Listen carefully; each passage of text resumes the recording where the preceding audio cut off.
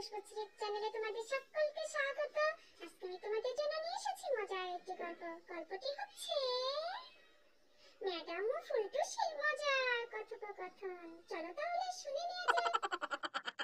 এই ফুলটুসি, বলো তো বিদ্যুৎ আবিষ্কার না হলে কি হতো?